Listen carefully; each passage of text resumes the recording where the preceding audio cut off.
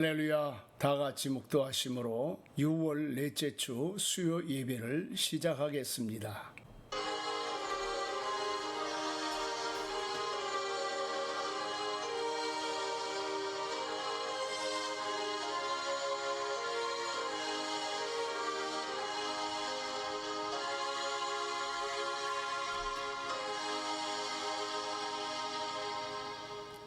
사도신경으로 신앙을 고백합니다.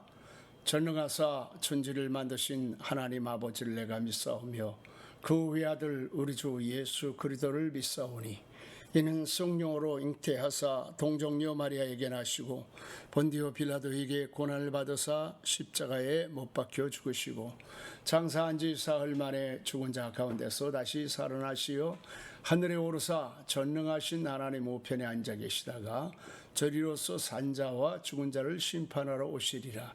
성령을 믿사오며 거룩한 공예와 성도와 설교 통하는 것과 죄를 사하여 주시는 것과 몸이 다시 사는 것과 영원히 사는 것을 믿사옵나이다. 아멘.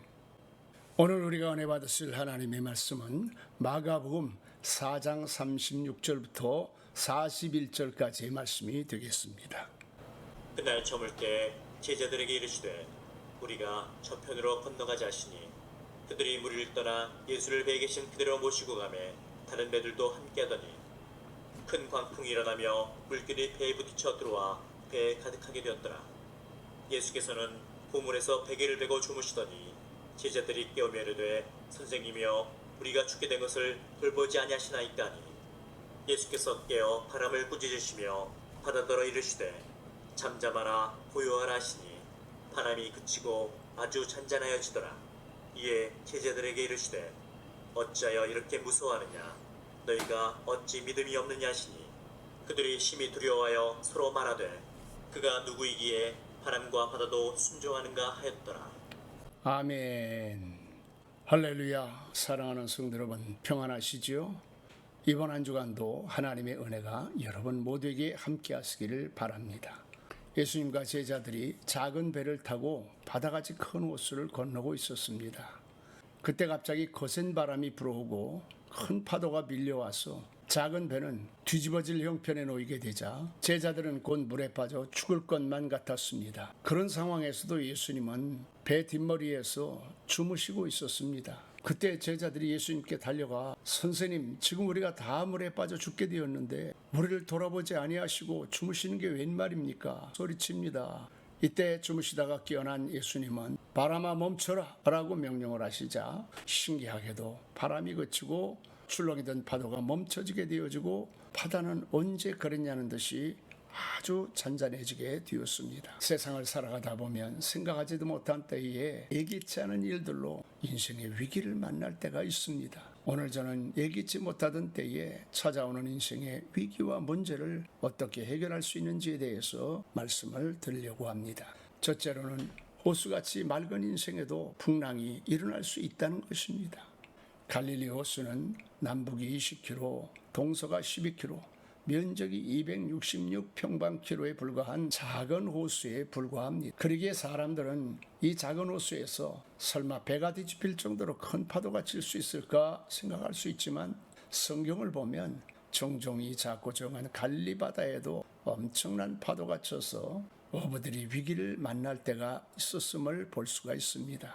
이와 같이 인생을 살다 보면 설마 나같이 평범한 사람에게 평안한 나의 삶에 이런 어마어마한 일들이 찾아올 수 있을까 생각을 할 수가 있습니다. 그러나 세상은 아무도 앞날을 예측할 수 없습니다. 인생의 고난이라고 하는 것이 갈릴리 바다에 갑자기 찾아오는 바람과 풍랑같이 언제 어디에서 누구에게 찾아올지 알 수 없는 것이 인생입니다. 동방에 하나님을 잘 믿고 섬기던 욥이라고 하는 사람이 있었습니다. 하나님께서 욥에게 복을 주셔서 아름다운 아내와 자녀들과 많은 재산과 명예를 그에게 허락하셨습니다. 이를 시샘하던 마귀가 하나님께 그를 참소하기를 하나님 이렇게 복을 주시면 누가 하나님을 안 섬기겠습니까? 라고 이야기를 했습니다. 그러자 하나님께서 그의 생명을 제외하고 그의 모든 것이 다 사라진다 해도 그는 여전히 나를 배반하지 않을 것이라고 이야기를 하자 사단은 욥에게 찾아가서 욥의 재산들을 흩어놓게 되어지고 욥의 자녀들의 생명을 모두 거두게 됩니다. 그리고 마지막에는 욥에게 가려움 때문에 견딜 수가 없어 기와장으로 온몸을 긁어야만 하는 통을 가져다 줍니다. 그러자 그의 아내는 하나님을 저주하고 죽으라고 하는 악담을 퍼부면서 그를 떠나게 되어집니다. 그럼에도 불구하고 욥은 주신 분도 하나님이시오 취하신 분도 하나님이니 하나님이 영광을 받으실지라 내가 죽게 대하여 귀로 듣기만 하였사오나 이제는 눈으로 주를 비웠나이다 라고 고난의 경험을 통해서 입술로 범죄하지 않고 하나님을 찬양하게 되어집니다. 그러자 하나님께서 이전에 모든 잃어버렸던 것들을 회복시켜 주셨다. 이전의 모든 소유보다 갑절을 하나님이 주셨다 라고 말씀하고 있습니다. 우리 인생에는 원하든 원치 않든 고난의 바람이 불고 또 때로는 예기치 못한 가운데에 풍랑을 만날 때가 있습니다. 그러면 우리는 어떻게 해야 될까요? 제자들처럼 주님께 달려가서 그물에서 주무시는 주님을 깨워야 됩니다. 그리고 욥처럼 입술로 범죄하지 않고 하나님을 찬양하면서 하나님께 기도해야 됩니다. 예배와 경배로 주님의 마음을 움직여야 됩니다. 그래야 할 때 우리 주님께서 여러분 마음속에서 일어나셔서 찾아온 인생의 바람과 풍랑을 향하여 잔잔하라 명령하실 때에 바람과 파도가 가라앉게 되는 것이고 욥처럼 잃어버렸던 것들이 회복되는 하나님의 축복이 임하게 되는 것입니다.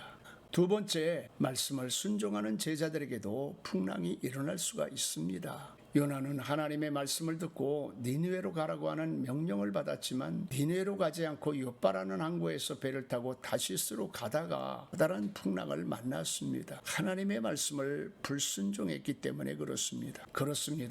하나님의 말씀에 불순종하게 될 때에 풍랑이 찾아오게 되어지고 소중한 짐들을 다 내어 버릴 수밖에 없는 위기를 만나게 되어지고 함께 배에 탔던 여러 사람들을 고생시키는 일들이 일어나기도 합니다.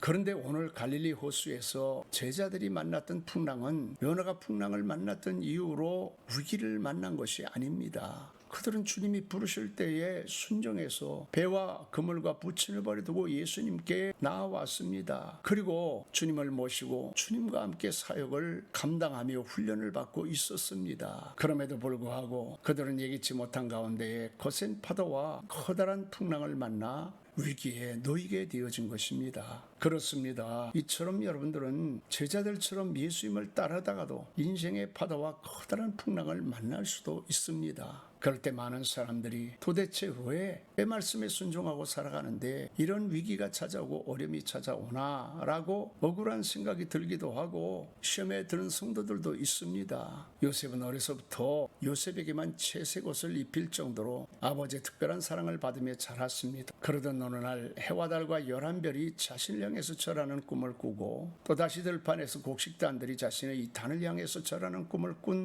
이 이야기를 하자 그렇지 않아도 시기를 받는 요셉은 형들에게 미움을 받아서 애굽의 장사꾼들에게 팔리게 되었습니다. 그래서 군대장관 보디발의 집에 종살이를 가게 되고 그 고난 중에서도 요셉은 변함없이 하나님을 잘 섬기면서 가정의 모든 살림과 종들을 총괄하는 가정 총무의 일을 맡게 되었습니다. 그런데 어느 날 보디발의 아내가 요셉을 유혹할 때에 요셉은 하나님을 의식하고 그 유혹을 뿌리치게 되었습니다. 그런데 요셉은 이 일로 한 번 들어가면 언제 나올 수 있을지 없을지 모르는 감옥으로 끌려가게 되었습니다. 그런데도 불구하고 요셉은 거기에서도 낙심하지 않고 하나님을 잘 섬길 때에 바로왕의 측근들이었던 술 맡은 자, 떡 맡은 자들을 만나 애굽의 총리가 되어져서 아버지 야곱을 비롯한 형제들과 일가 친척들을 살리고 민족을 살려내는 구속의 역사의 주인공이 되는 축복을 받게 되었습니다. 이처럼 요셉도 누구보다도 하나님을 잘 섬기는 사람이지만 여러 가지 시련과 역경이 찾아오게 되어지고 이해할 수 없는 인생의 거센 바람과 풍랑이 일어나게 됩니다. 그러나 그것은 하나님의 또 다른 축복의 통로였습니다. 오늘 제자들은 이 거센 바람과 풍랑으로 인해 죽음의 문턱에 이르렀지만 주님의 말씀 한마디에 바람과 파도가 잔잔하게 되는 영적인 축복을 얻게 되었습니다. 그러므로 사랑하는 성도 여러분, 여러분들 가운데에 요나의 풍랑 속에서 고난당한 성도들이 있습니까?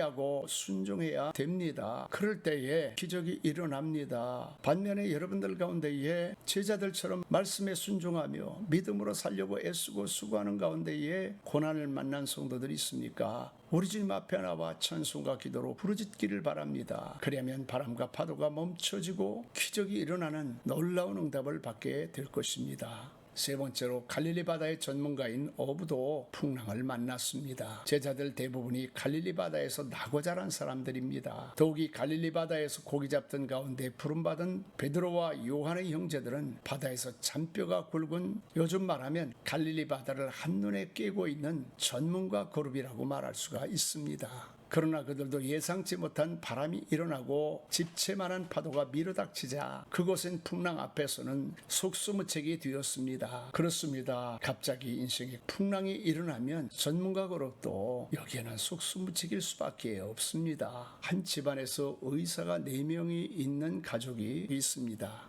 아버지는 서울에서 유명한 의대 교수이시면서 큰 병원을 하고 계셨고 또 의사로서 저명한 권위를 가지신 분이셨습니다. 그리고 그 자녀분들도 각각 자기 전공 분야에서 뛰어난 실력을 가지고 명성을 얻은 의사로서 명문가문입니다. 그런데 어느 날 아버지에게 암이라고 하는 무서운 질병이 찾아오게 됐습니다. 그런데 당신이 의사이시고 또 얼마나 주변에는 얼마나 대단한 의사들이 많이 계셨겠습니까? 자제분들은 얼마나 또 그 분야에 많은 것을 알고 계시겠습니까? 그런데도 이 암이라고 하는 거센 인생의 질병 앞에서 속수무책이었습니다. 참으로 안타까운 모습이 아닐 수가 없었습니다. 그렇습니다. 오직 우리가 의지해야 될 것은 하나님뿐이십니다. 그러므로 시편 146편에 보면 귀인들을 의지하지 말며 도울 힘이 없는 인생도 의지하지 말지니 그 호흡이 끊어지면 흙으로 돌아가서 그날에 그의 생각이 소멸하리로다. 야곱의 하나님을 자기의 도움으로 삼으며 여호와 자기 하나님에게 자기의 소망을 두는 자는 복이 있도다고 말씀하셨습니다. 제자들은 예수님께서 어찌하여 이렇게 무서워하느냐, 너희가 어찌 믿음이 없느냐라고 하시니 그들이 심히 두려워하여 서로 말하되 그가 누구이기에 바다도 순종하는고 하였더라. 다시 한번 주님을 경외하는 마음으로 바라보는 기회가 되었던 것입니다. 부활하신 예수님을 만난 도마가 나의 주 나의 하나님이시라고 고백을 하였습니다. 교만은 패망의 선봉입니다. 넘어짐의 앞잡이입니다. 주님께서는 나의 멍에를 메고 나의 겸손함을 배우라고 말씀하셨습니다. 그렇습니다. 사랑하는 성도 여러분, 예수님이 청장 누구인지를 알게 되면 겸손해질 수밖에 없습니다. 그러므로 사랑하는 성도 여러분, 하나님 앞에 사람 앞에 겸손하기 바랍니다. 그리하면 여러분의 생에 찾아온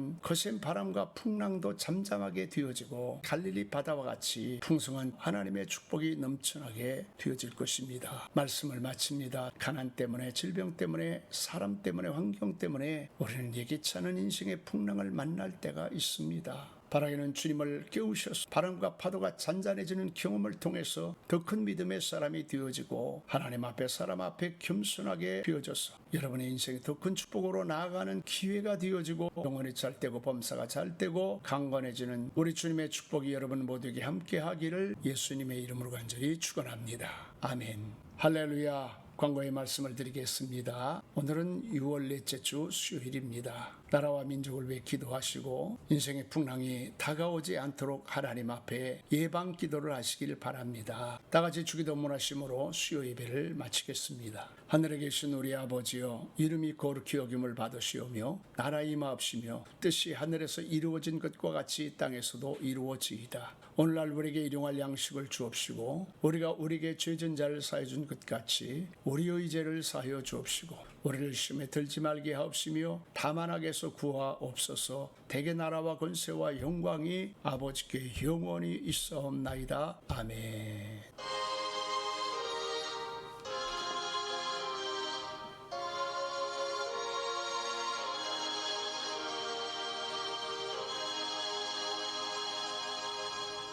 할렐루야. 오늘 수요 예배를 마쳤습니다. 하나님 여러분을 사랑하십니다. 사랑하고 축복합니다. 주일에 뵙겠습니다.